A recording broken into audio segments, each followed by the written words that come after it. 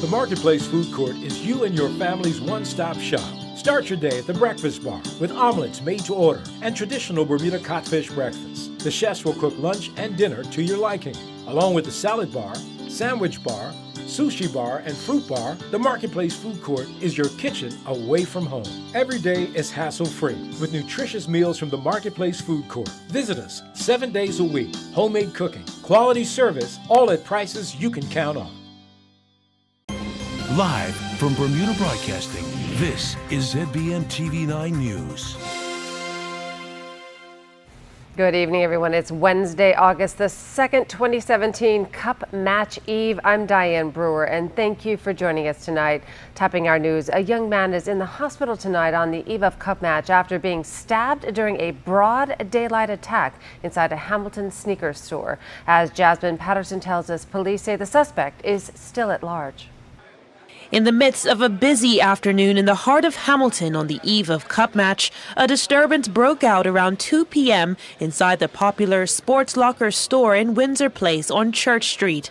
The flow of traffic was reduced for about an hour as police rushed to the scene. It appears that two men actually walked into that said property. They brandished what appears to be a knife and they stabbed the gentleman who actually left the vicinity. The two gentlemen then made good their escape. Police are appealing for witnesses. Now the store was packed with individuals buying their sneakers and shoes for Cup Match. There were a lot of witnesses. Police are appealing for anyone who may have seen this incident to contact police on 295-0011. Of course, they can call the confidential Crime Stoppers hotline. That number is 800-8477. Now, are those witnesses being cooperative, the ones that you said were in the store when it happened? It happened so fast, so many people in the store, they did not know what took place until after it happened. So clearly you want people to come forward, to jog their memory, and hopefully we can put the pieces of the puzzle back together. Is CCTV footage available? CCTV will play an active role in this investigation. Police also informing us that the victim was taken to the King Edward Memorial Hospital via motorcycle with a stab wound to his abdomen. The severity of the victim's injuries are unconfirmed at this time. However, information suggests the wounds are non-life-threatening. When Bermuda Broadcasting arrived at the Sports Locker, police were seen talking with the store owners amongst a large crowd of apparent shoppers still coming to grips with what exactly happened inside that store. One nearby shop worker told us there was a big commotion inside the store. Police were also seen as far up as Reed Street, apparently searching for the suspects. This marks the latest stabbing incident to take place on the island in the past 24 hours. At 10 o'clock last night, a 40-year-old male was stabbed in the chest and rushed to hospital by ambulance for injuries, which at that time were described as life-threatening. However, the victim at last check is recovering in a general ward. Meantime, a 30-year-old man subsequently turned himself in at the Somerset police station. Once again, if you have any information that can assist police with the investigation into the stabbing incident at the Sports Locker today, call 295-0011 or the confidential Crime Stoppers hotline 800-8477. Jasmine Patterson reporting for Bermuda Broadcasting News. So, of course, on everyone's mind is what can we expect weather-wise for our national holiday? The first day of the Cup Match Classic tomorrow is likely to be marred with periods of rainfall. However, fortunately, Tropical System Emily is no longer considered a threat to the island. Ian Curry of the Bermuda Weather Service provides us with this update. So the last advisory on Emily was actually issued overnight. National Hurricane Center has declared it as a post-tropical storm now, so we're not retracking it as a tropical system, but the remnants of Emily are going to pass to the north as we go through the next few days. To the south of that, it's actually going to be dragging some moisture that's going to affect the local weather. And as we go into the first few days of Cup Match, as we get through into Thursday and Friday, we're actually going to see conditions stay a little bit unstable. So the weather to the south of post-tropical storm Emily is going to be passing over the local area. just keeping a few showers and perhaps even some thunder showers in the local area. And just how severe or frequent will the rain showers be? I think we're really looking at quite an organised, extensive area of cloud cover and shower activity in there. So I think we could see some prolonged activity, especially for Thursday. But some of the models are indicating that we're going to get a bit of a frontal passage. So that means we could experience a little bit more clearing as we get later into Thursday and perhaps Friday as well. Stay with us. More news and more from AccuWeather after the break. Certified Angus beef top sirloin steak, only $8.99 per pound. Whole seedless red ripe watermelons, just $14.99 each. Heinz Easy Squeeze ketchup, only $3.29 for a 20-ounce bottle. Hunt's barbecue sauce, just $2.09 for an 18-ounce bottle. Sargento shredded cheese, only $3.99 for a 7-ounce package. Shelley Bay, Heron Bay, Modern Mart, and Price Right Warwick stores will be open both days of Cup Match from 8 a.m. to 6 p.m. If you would have came to me a year ago and told me that you could reverse my diabetes, I'd have been skeptical. I have come off my medication. I'm fine. My eyesight is gradually coming back. And if you can control this disease, you can reduce the likelihood of having blindness. You can reduce the likelihood of amputation. You can reduce the likelihood of having dialysis. Would this mean it's a perfect cure-all for everybody? No. This is one piece of a larger puzzle. Physicians, they do care about you, but I think this one went the extra mile. I'm here to tell you that it works. Call Dr. James. Ask him for help. Don't be afraid. As Bermudians, we've got too much pride, and we're killing ourselves with food. Just come if you have diabetes and you'd like to take control of it. This just might be the program for you. Welcome back. Well, former Attorney General Trevor Mondes explains why local government attorneys do not have access to key files linked to that Leahy lawsuit. And he takes aim at Dr. Ewart Brown amid claims the legal actions are personally motivated. Tarai Trott has our story. Or not because of the public interest immunity, the confidentiality. According to Trevor Mondes, there is nothing unusual about engaging external counsel to deal with certain matters and who hold files on behalf of the government, especially in cases dealing with political corruption. Where it concerns government's lawsuit against the Leahy Clinic, the former AG points out the case is being dealt with in the United States courts, and the litigation file is being held by a Boston-based law firm as they are the attorneys of record. Mr. Mondes points out, in respect of the Port Royal matter, that during his time as Attorney General, the litigation file was maintained by the Deputy Solicitor General. You recall new Attorney General Kathy Simmons revealing that counsel at the AG's chambers had largely been left in the dark where it concerned key files related to the Leahy lawsuit. Elsewhere, Mr. Mondes taking the opportunity to respond to the harsh criticism leveled at him by former Premier Dr. Ewart Brown, one of the subjects of the Leahy civil action in which government alleges he engaged in abuse and misconduct. Mr. Mondes states, Dr. Brown seems to have an overactive imagination if he believes that I spend any time focusing on him. To reiterate, I have never issued proceedings against him. I believe Dr. Brown is getting confused between civil matters I have brought against other parties and an active criminal investigation against him. The former AG clarifies that the ongoing criminal investigation of Dr. Brown is being conducted by the police service, and he notes that any questions over it should be directed at the Director for Public Prosecutions. Dr. Brown earlier this week had alleged Mr. Mondes had a personal vendetta against him, and he called Mr. Mondes' legal action against Leahy ill-advised and personally motivated. It was further revealed that so far the bill to the taxpayer for the Leahy and Port Royal civil suits was standing at $2 million. Tarai Trott reporting for Bermuda Broadcasting News. So in less than 24 hours, the first ball will be bowled in the 115th Cup Match Classic. Gary Moreno and Earl Baisden ventured out to Wellington Oval in St. George's, home of this year's encounter, to get a first-hand look at how preparations are coming along. What a lovely day for cricket. Well, at least it was today. But the approach of Tropical Depression Emily is creating some anxiety for at least the first day of the two-day affair. That has done little to dampen spirits, though, here at Wellington Oval, where the remaining loose ends are being tied up in expectation of the rapid growth of the population in St. George's over the next 2 days. St. George's Club President Neil Painter confident the club's done enough to make this year's event a great success. Well, we'll expect, a great game. Two, to enjoy yourself with all the festivities that are around the grounds on the day, from the Crown and Anchor to the private viewing spots. So we just want people to come down, enjoy themselves, and just do what is uniquely Bermudan. Have a great time.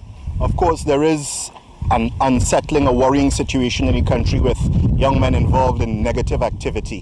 What security measures are in place to prevent that happening here at what everybody wants to come and experience good family time, good fun and laughter, as is traditional with Cup Match? Yes, well, we have employed a private security firm in SAS Protection Services, as well as the BPS will be on board. We're just hoping that everyone comes on. We don't want to have to utilize their services in a negative way, but we want to ensure that the people that come down here feel safe and that they can enjoy themselves and they can leave St. George's Cricket Club with a great experience. Oh, and Neil Sananzari, well, he's in the St. George's team this year, making Neil one proud papa. Well, I'm very proud, and you were trying to put me on the spot and I'm getting emotional, but no, I'm proud of my son. He's done very well, very well. And just looking at him, not only him, but all the other players as well, but, we're very proud of his progress. His steel, building has a lot of potential, but, we're wishing him all the best. That construction boom that's hit the East End has now reached Wellington Oval, with a host of workers moving feverishly to ensure the various camps are ready for the big party. But not everyone here was working. Die-hard Somerset fan Alison Leverock was, as usual, giving instructions, this time to her brother Rodney Woolridge, also known as Toot during his playing days. Miss Leverock was not afraid to give us a prediction on the outcome of the game. To me, St. George's doesn't have a team, for one. St. George's needs to prepare the youth coming through. They're not doing that. And as far as I'm concerned, Cup Match is going to be over Friday at 3 o'clock. And it appears she may have beaten younger brother Rodney into submission. Me, I'm a St. George's fan myself, right? But our team ain't strong enough, and I'm looking at my building attack. I don't see us building them out twice. We have to get the Cup. And St. George, Somerset is very strong, and I see them putting some licks on us. So this sibling rivalry, you're just giving into it just like that? You're going to allow her to have the upper hand? We'll still flog it out. We'll still flog it out, right? I'll still stay St. George's. Of course, the game still has to be played, and the strip in the middle is going to be the focus of attention for the next 48 hours. And who better to tell us how it might play than Chief Groundsman Mr. Clayton Rayner, who built the thing. Exactly what kind of pitch can we expect over the next 2 days? Is it going to be a pitch for Zico, or is it going to be one for the batsmen? Well, the batsmen have to turn already. I'm trying to get something where we can see 40 guys get out of 45. That's what I'm working on. So a little bit of grass on there? Oh, yes, it is. Very nice. So it's going to be suited to the seamers then? Suited to, yeah. There's big grass on it. So suited to, we'll find out. But if he thought he was going to keep me from finding out, apparently no one told him I don't take no for an answer. Except when I tried to see what was under the top. Of course, I did want to have a look at what the strip is like, but this top is bolted down so tightly, it may as well have been in a vault. Now remember, like Mr. Painter says, all roads lead to Wellington Oval for this national event, and we urge you to be on your best behavior. And by the way, since I don't have a camp, expect that I'll be visiting with quite a few of you tomorrow and then again on Friday. I know some of you are probably thinking, what is wrong with Gary Moreno wearing blue and blue? Be sure that I haven't changed my allegiances. It's just that when in Rome, you do as the Romans do. But remember, things aren't always as they seem. Gary Moreno, reporting for the Bermuda Broadcasting News. And in other news, an annual ceremony to commemorate the St. George's pilots lost off St. David's when their pilot gig Ocean Queen capsized during a storm in 1927 was held on Friday afternoon. The service offered by the Guild of the Holy Compassion also recognizes the work of freed slave Jemmy Darrell and the lives of men lost on the container ship Lloyd Bermuda, which sank in December of 1988. Well, our Wayne Snappy Astwood captured footage of the wreath-laying ceremony by a replica Ocean Queen as pilot boat St. David made a rendezvous with the cargo ship Somers Isle. Dr. Derek Tully spoke of the importance of recognizing Bermuda's maritime figures. We shall be laying wreaths off St. David's Head in commemoration of the lives lost in 1927 when men from the pilot gig from St. George were drowned off St. David's Head, and the gig was found floating 1 week later off Elbow Beach, but the men were never found. And their descendants and their families will come with us this afternoon as part of the wreath-laying ceremony. The pilot of the Somers Isle will be pilot Jemmy Darrell, dressed in Jemmy Darrell's costume. Jemmy Darrell was a freed slave who guided Admiral Ramsay's warship, the Resolution, down through the reefs 200 years ago. And we've got one of the pilots from Bermuda dressed as pilot Jemmy Darrell, and he will take the ship down and then he'll come off onto the pilot boat with us. Well, this is an important ceremony, especially for the people of St. George, because the people of St. George are all associated with the sea, whether it's ships or fishing boats or whatever you want to say. They've all got a long association. St. George and St. David's people, and indeed the whole of Bermuda, is associated with the sea. And that's why this is such an important ceremony for all of us. O Lord of all who live and die, this day we declare we trust in you. Amen.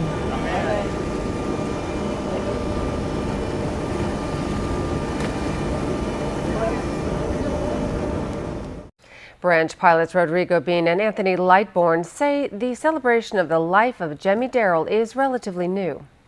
Jemmy Darrell was one of the recognized pilots in the community as a black man. He sailed on numerous ships up and down the channel, navigating for safety of navigation into Bermuda's waters. And he was recognized underneath the Queen, that was passed through recommendations of the governor at the time and so on. He was also responsible for navigation on Royal Military, Royal Navy. Information about Jemmy Darrell about a decade ago was brought to light, and he was commemorated from Bermuda. And we looked into the archives and researched him, and now we make it an annual event to honor Mr. Jemmy Darrell, pilot Jemmy Darrell. Turning to more weather news, mostly cloudy with a risk of thunder for our Thursday, but improving sunnier, drier conditions for Friday and the weekend. Here's the latest from AccuWeather headquarters. AccuWeather is presented by BF&M Insurance Group. We now go to AccuWeather headquarters. We are under a thunderstorm advisory. We have a couple things going on right now. We have a stalled front and then also what was left over of Emily all plugging away in our direction. So we're going to see numerous thunderstorms tonight, tomorrow, and even into tomorrow night. Gusty winds and also some very dangerous rip currents. So certainly be careful if you're trying to brave the storm and head out to the ocean. We could see some very deadly conditions. This is a closer look, and here we are. Thunderstorms heading in our direction. We're not talking downpours. These are still going to be brief showers that we could see, some precipitation coming out of it, but certainly no flooding. It's not going to take care of our drought, unfortunately. But we have seen about a ½ inch of rain here in the last week or so. So that's always good news. Here we are across the island right now, 83 degrees for our temperature, humidity 75 to 80%, winds out of the southwest, 13 knots, and then the water temperature still nice and warm at 85. Inside the reef 1 to 2 feet and outside 2 to 4 feet. So for tonight, expect showers to continue, thunder and lightning as well, mostly cloudy, and again some rough surf and even some very dangerous rip currents out there. Temperature at 77 degrees. Tomorrow, a shower and a thunderstorm around. Watch for unusually rough surf, and again rip currents, serious threat here. High of 85 degrees and a low of 79 for tomorrow. For our tide times, the first high 5:51 p.m. Wednesday, and the second one at 6:01 overnight tonight into Thursday morning. Now, if you're here on vacation and you're heading out, or if you're just traveling, we do have a gateway forecast. Toronto 80 degrees with showers. New York and Boston expect some thunderstorms moving through tonight. We could see delays at those airports, so I suggest checking on those flights. Atlanta 87 degrees with a thunderstorm. Miami's going to stay nice and dry, and so is London, just a couple of clouds.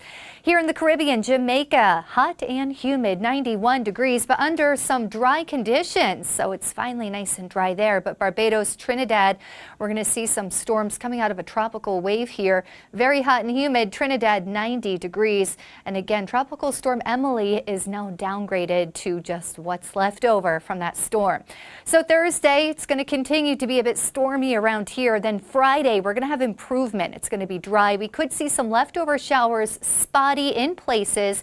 Friday morning, but the rest of the day it's going to be nice and dry, lots of sunshine. Saturday, Sunday, even into Monday, it's going to remain this way as high pressure is now back in place. Temperatures at 86 degrees, so if you're here for the beach, you certainly do have a couple of great beach days ahead of you. Stay tuned to Ocean 89, Power 95, and Inspire 105 for all the latest on your news and weather. AccuWeather was presented by BF&M Insurance Group.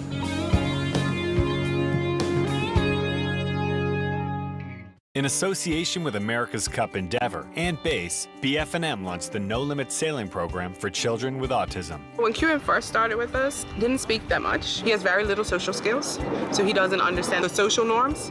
So the Endeavour programme is focused on giving 9 to 12-year-olds access to sailing through education. The biggest surprises are just how some of the children take to sailing, take to a different environment in a very different way. And one of the boys just putting his hands in the water and feeling the flow of the water. And then some of the other children who may not be able to be competitive in other sports, or having a go at trimming the sail correctly or steering in the right direction. I'm happy. You're happy, okay. I think in the beginning, something outside of anything that he's ever experienced. Since he started got into the routine of what's going on. He can describe what's going on, so that communication aspect and descriptive language is big for him. Instead of seeing it in a picture, he's experiencing it. Island Soul, where fashion meets comfort. Island Soul provides fashionable footwear hand-selected by our podiatrist that offers premium comfort. Located at 60 Victoria Street, Hamilton, Island Soul contains a friendly trained staff prepared to assist you with our vast selection of footwear, both male and female, with all sizes and widths available. Compression and travel socks, amongst other accessories, are also available in addition to a shoe modification and repair service, making Island Soul a one-stop shop for all your footwear needs. To protect and preserve your vehicle, bring it to the experts at Executive Auto Detailing. Give your vehicle a complete top-to-bottom, bumper-to-bumper cleaning experience that will restore your vehicle's original beauty. Executive Auto Detailing can also make your vehicle look cool and stay cool with high-quality window tint. It will decrease glare by 90% and block up to 58% of the heat coming from the sun. Executive Auto Detailing can also remove the yellow and cloudy appearance of your headlights and ensure they shine clear and bright. Executive Auto Detailing on Market Lane in Pembroke. Nice big water park, more play equipment, beaches. And if we had a gigantic playground. We should jump up to heaven and come back down into the ocean. On a bouncy castle. Swimming. We should keep Bermuda clean and pick up all our dresses. By people being more friendly. By having your next door neighbors as a family.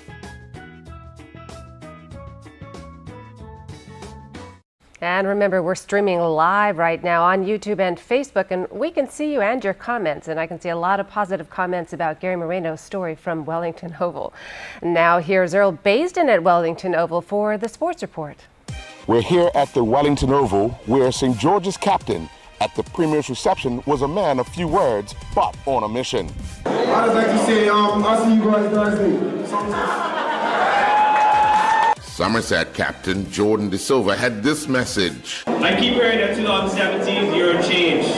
You know, the government, Eastern County, America's Cup. But the one thing that has not changed is the allegiance of our premier. There might be a different premier, but he still wears red and blue.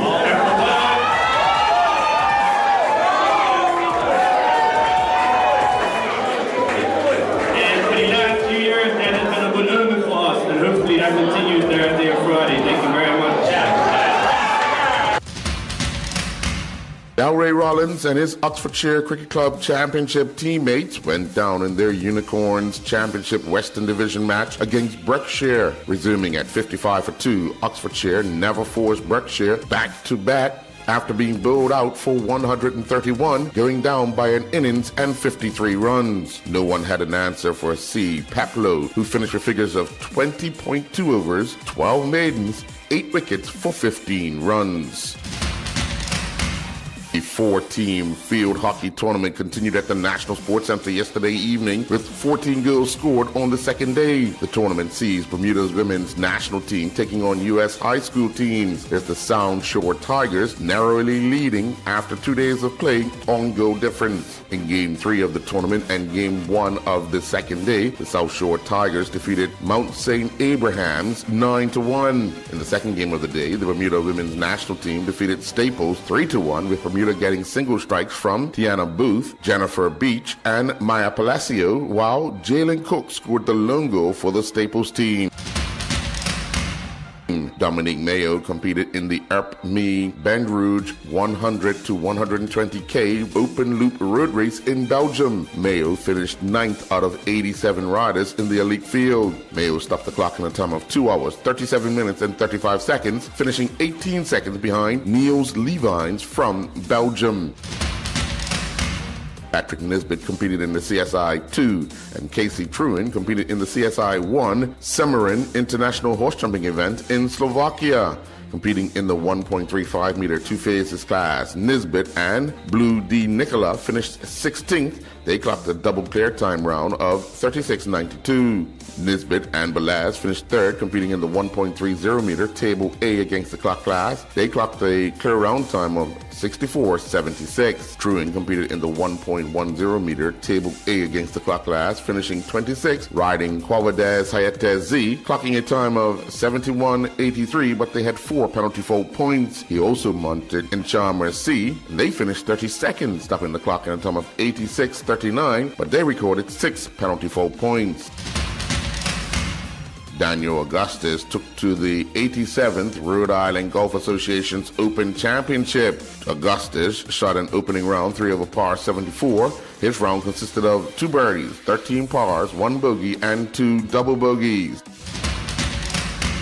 IAAF President Sebastian Coe officially opened the 51st IAAF Congress at its opening ceremony, which was attended by Bermuda National Athletic Association President Donna Rayner. In a preview of the men's long jump at the IAAF World Championships, having taken the silver medal at last year's Olympic Games, missing out on gold by just 1 centimeter, South Africa's Luvo Mayanga should be heading into this year's World Championships with higher hopes of going one better. However, Bermuda's Tyrone Smith lies in third on this year's world list with a leap of 8.34 meters. But that was back in May, and the 32-year-old has been beyond 8 meters just once since that occasion. The guarantee of a Summer League championship was ruined for Kieran Burgess as the Flyboys defeated the Thundercats 71-68 in Summer Island Basketball League finals. It appeared that the Thundercats would cruise to a championship this season, a team with a combination of veteran leadership and up-and-coming youth. They finished the season with only 1 loss, with a record of 13-1 and 276-point differential from the other 7 teams. The Flyboys finished 3rd in the league with a record of 9-5. Consistency with their main players was the problem throughout the season. The game was as good as advertised, with both teams' main players stepping up their games in the final. Flyboys' perimeter game was working while Thundercats decided to pound the ball inside. The game was heated, even to the point where their technical fouls were given to each team, but in the end, the depth of the Flyboys overcame the Thundercats' limited roster and several key players battling foul trouble throughout the game. I'm Earl Baisden with Bermuda Broadcasting Sports. Do enjoy your Cup Match holiday. Great for picnicking, fresh express coleslaw, just $2.99 for a 14-ounce package. Purdue Fresh Value Pack chicken thighs or drumsticks, only $1.89 per pound. Great for salads, Kraft salad dressings, just $4.29 for a 16-ounce bottle. Barbecue with Kingsfoot Matchlight Charcoal, only $15.69 for a 6.2-pound bag. Tropicana Premium Orange Juice, just $5.49 for a 59-ounce bottle. Have a safe and happy Cup Match holiday from the marketplace. The year was 2015 when Cup holders Somerset Cricket Club ended the 34-year drought of not winning at Wellington Oval. Will they recapture the glory in 2017? Or will challengers St. George's end their 6-year winless streak? Tune in to the 115th edition of the annual Cup Match Classic at the St. George Cricket Club grounds. As the island's leading commentary team of Alan Richardson, Dwayne Sluggo Levrock, and Wendell Smith will provide in-depth analysis on the Cup Match Classic and how much the game has changed. Thursday, August 3rd, And Friday, August 4th on Power 95 FM. Cup Match 2017 is presented by lead sponsor HSBC, Lindo's Group of Companies, Colonial Insurance Limited, Surface Trends Limited, Prestige Cocktails Limited, and Moongate Group.